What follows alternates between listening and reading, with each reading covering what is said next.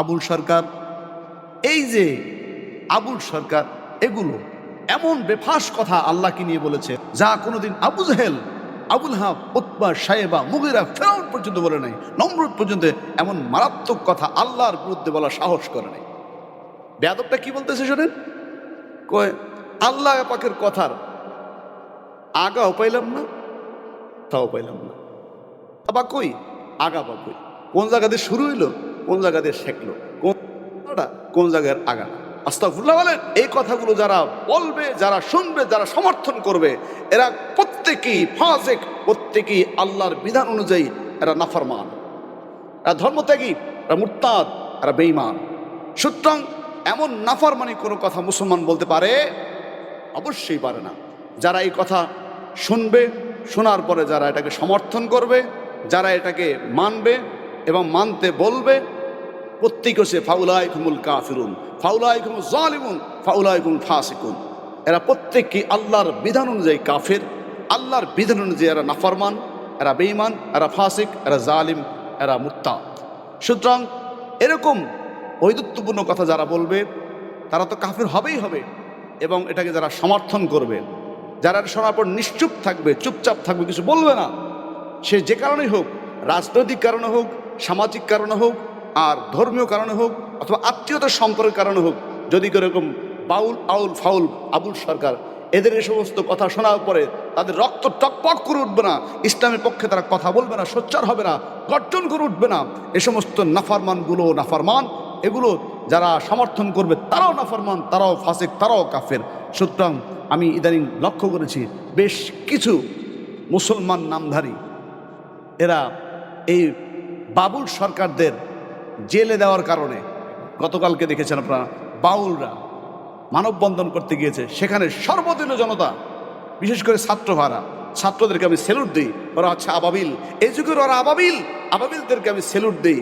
ওরাই যশোরে ওদেরকে প্রতিহত করেছে, এই জানোয়ারদেরকে শুধু এখান থেকে নয়, শুধু পুকুরে আর বিলে খালে নয়, এদেরকে চুবাতে হবে ডাস্টবিনের ভিতরে, এদেরকে বাংলা ছাড়া করতে হবে। সুতরাং এদেরকে যারা স্থান দেবে, এদেরকে যারা পুনর্বাসন করার চেষ্টা করবে, এদের পক্ষ যারা নেবে, এরা কেউই পূর্ণাঙ্গ মুসলমান হতে পারে না, ইমানদার হতে পারে না, এরা আল্লাহওয়ালা হতে পারে না, এরা ইমানদার আল্লাহওয়ালা কোনোটাই নয়, এরা হচ্ছে ফাসিক, জালিম, মুরতাদ, কাফির, বেঈমান, বেদ্দিন, সব কিছু।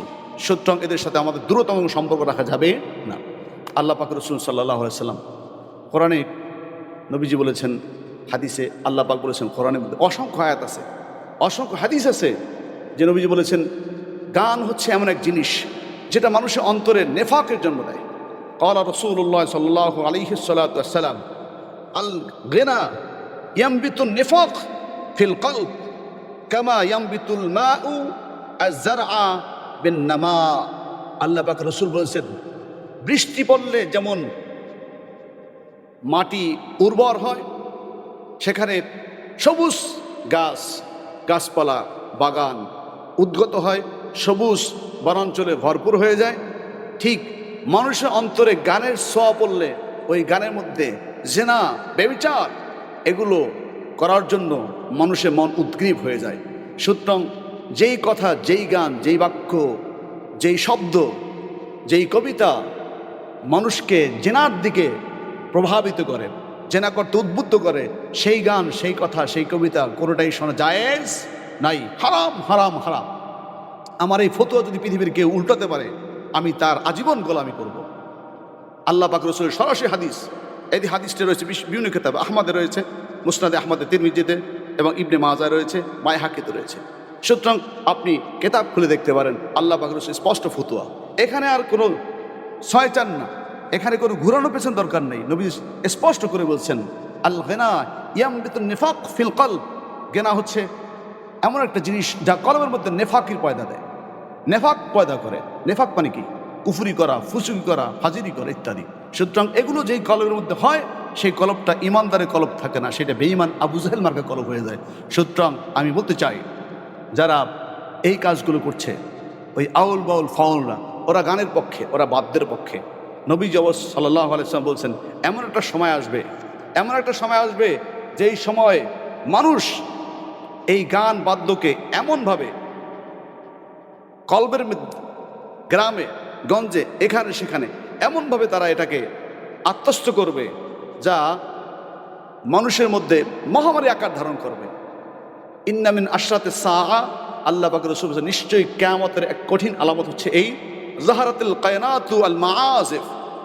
কিয়ামতের আগে আগে গায়িকা নায়িকা হর্তুকি নর্তুকি গান বাদ্য ঢোল তবলা একতারা দোতারা সেতারা বেতারা হেতারা যা আছে ডুগডুগি ফুকডুগি এগুলো এমন প্রকাশ্যভাবে চলবে, এগুলোর এমন উদ্গীরণ হবে যেগুলো প্রত্যেকটা গ্রামে গঞ্জে প্রত্যেকটা বাড়ি গাড়িতে প্রত্যেকটা অলি গলিতে মহামারী আকার ধারণ করবে।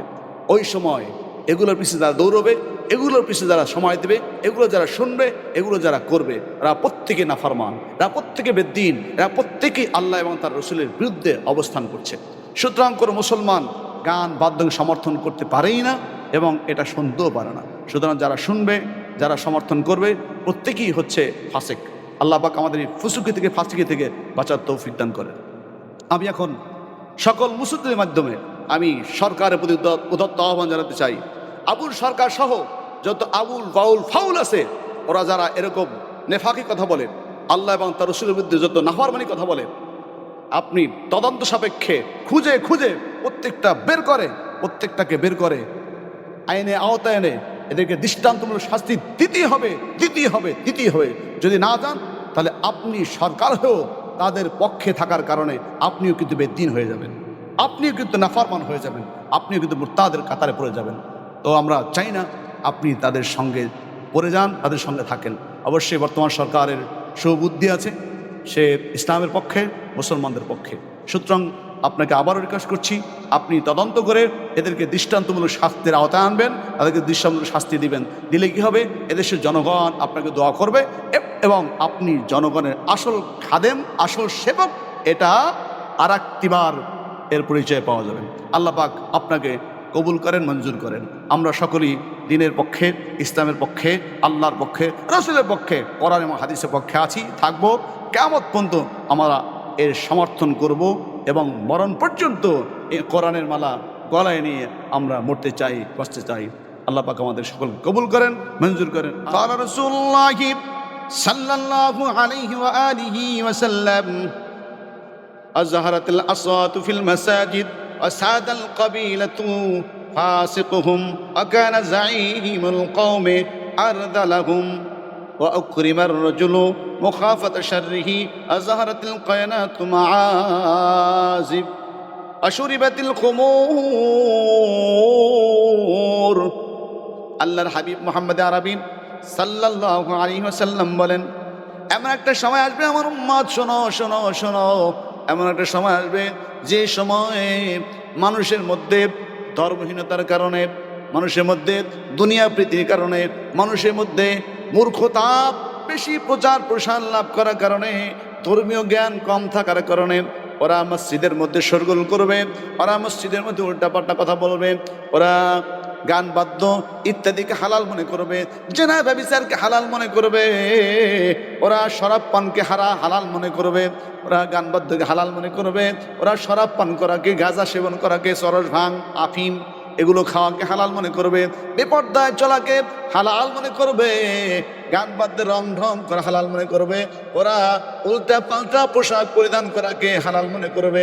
হাদিস মধ্যে আনা আসছে, আল্লাহ পাক রাসূল বলেছেন শুরিবাতিল খুমুর, ওরা এমন ভাবে মদপান করবে যে মদ্যপান ওদের মধ্যে হায়া, ওদের মধ্যে চিন্তা চেতনা, ওদের মধ্যে সামাজিক যে পরিচ্ছন্নতা সবগুলো ধুয়ে মুছে সাফ করে ফেলবে। ওরা বেহায়ার মতো রাস্তার মধ্যে ওপেনে মদ পান করবে, ওপেনে ওরা যারা বিচার করবে, ওপেনে ওরা মেয়েদেরকে নিয়ে উল্টা পাল্টা জায়গায় পার্কে পার্কে গিয়ে উল্টা পাল্টা কাজ করবে। এই সময় আমার উম্মত শোনো, আমার উম্মত শোনো, তোমরা অপেক্ষা করবে দুনিয়াতে আল্লাহ পাকের কয়েক প্রকার আযাব গজব আসার জন্য। কয়েক প্রকার আযাব গজব, 1 নম্বর ভূমিকম্প বেশি বেশি হবে, 2 নম্বর জলোচ্ছ্বাস হবে, ঘূর্ণিঝড় আইলা, মহাসিন, সিডর ইত্যাদি একটার পর একটা আসতেই থাকবে। এরপরে মাসখান অখসফান অকাদাফান, মানুষের রূপ পরিবর্তন হবে, আকৃতি বিকৃতি হবে, ভূমিধস হয়ে যাবে। এই যে কিছুদিন আগে ভূমিকম্প হয়েছে, যেখান থেকে উৎপত্তি হয়েছে নরসিংদী, সেখানে অনেক জায়গা ক্ষত বিক্ষত হয়ে গেছে, মাটির নিচে দেবে গেছে, অনেক বিল্ডিং ম্যাসাকার হয়ে গেছে, অনেক বাড়িঘর মাটির নিচে দেবে গেছে। এগুলো সবগুলোই কিয়ামত আলামত, কঠিন এক আলামত। আল্লাহ পাক রাসূল শুধু তাই নয়, এইগুলো যখন ঘটবে তখন তোমরা ফারতাকিবু ইনদা যালিক রিহান হামরা, ও আমার উম্মতরা, যখন এমন ঘটনা ঘটবে তখন তোমরা অপেক্ষা করবে। আল্লাহ পক্ষ থেকে আরো কঠিন গজব আসবে, গরম গরম বায়ু বাতাস ছুটবে, আকাশ থেকে পাথর বৃষ্টি আসবে, আকাশ থেকে অগ্নি বৃষ্টি আসবে, জমিন থেকে কঠিন কঠিন ভূমিকম্পের আভাস পাওয়া যাবে। যে আল্লাহ রাব্বুল আলামিন ভূমিকম্পের মাত্রা 5.7 দিলেন, ভূমিকম্প 5 থেকে 6 সেকেন্ড আল্লাহ দিলেন, সে আল্লাহ পাক কি 7 মাত্রা 8 মাত্রা 10 মাত্রা ভূমিকম্প দিতে পারেন না? যে আল্লাহ কয়েক সেকেন্ড দিলেন, সে আল্লাহ কয়েক মিনিট দিতে পারেন না? অবশ্যই পারেন, অবশ্যই পারেন। আমার আল্লাহ রাব্বুল আলামিন এর থেকে কঠিন ভূমিকম্প এই জগতে আল্লাহ বহুবার দেখিয়ে দিয়েছেন। তুরস্কে হয়েছিল, জাপানে হয়েছে, পাকিস্তানে হয়েছে, মিশরে হয়েছে, এরপরে বিভিন্ন দেশে হয়েছে, সম্প্রতি বাংলাদেশে হয়েছে। এই ভূমিকম্পগুলো কিসের আলামত? আমার আল্লাহ বলেন, ইন্না জালজালাতাস সাআতি শাইউন আযীম, নিশ্চয়ই কঠিন জালজালা ভূমিকম্প এরকম বিভীষিকাম অবস্থা, এটা হচ্ছে কিয়ামতের একটি কঠিন দৃশ্য। কিয়ামত যেদিন কায়েম হবে সেই দিন কিন্তু রিক্টার স্কেলে ভূমিকম্পর মাত্রা কত হাজার পয়েন্ট উঠবে, আমার আল্লাহ রব্বুল আলামিন ছাড়া কেউ জানে না।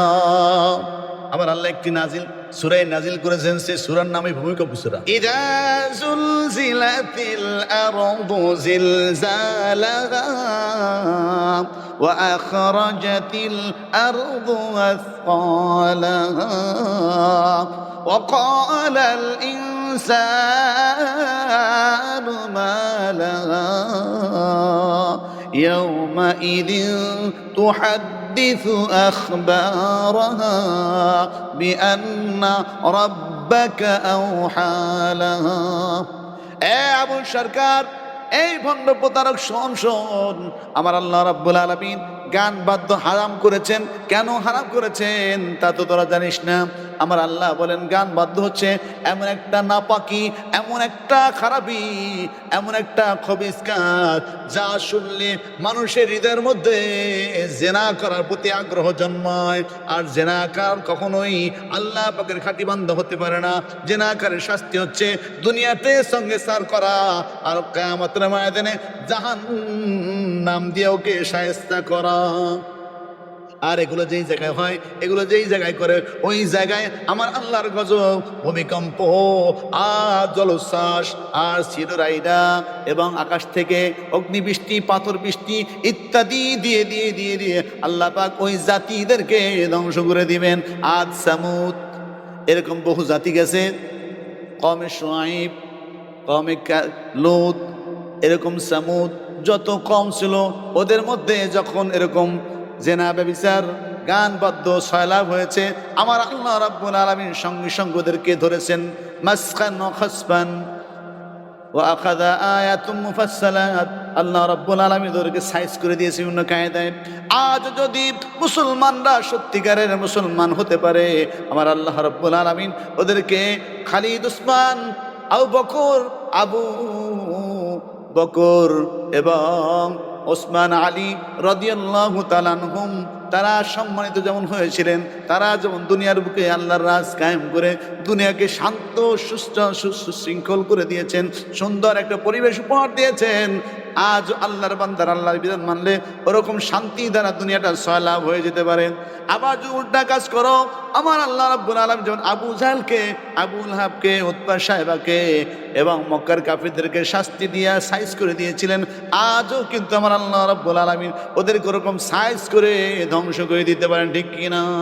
এই জন্য কবি বলেছেন, হেজায়ে বদরে পয়দা কুন ফিরিস্তি তেরি নুসরত কো উতর সে सकते गर्दों से कतर अंदर कतर भी आजो बिहूज इब्राहिम का ईमान पैदा आग कर सकती हो कि अंदर गुलिस्ता पैदा काश तो असहाब का फेरोहरा हिफ्ज कर दिया कश्ती नोहरा आके लुत्फी के शरा इजहार कार बाखलील अशनार रागल जारे कार দুনিয়াতে আল্লাহর কথা বলতে গিয়ে দ্বীনের কথা বলতে গিয়ে কোরআনের কথা বলতে গিয়ে হাদিসের কথা বলতে গিয়ে যেন কোনো জালেম তোমার বিরুদ্ধে দাঁড়ায় যায়, কোনো জালেম বাদশাহ তোমাকে জেলে বন্দি করে, কোনো জালেম যদি তোমাকে আগুনের মধ্যে ফালায় দেয়, কোনো জালেম যদি তোমাকে এই দুনিয়াতে নরক পরিমাণ শাস্তিতে তোমাকে ডুবায় দেয়,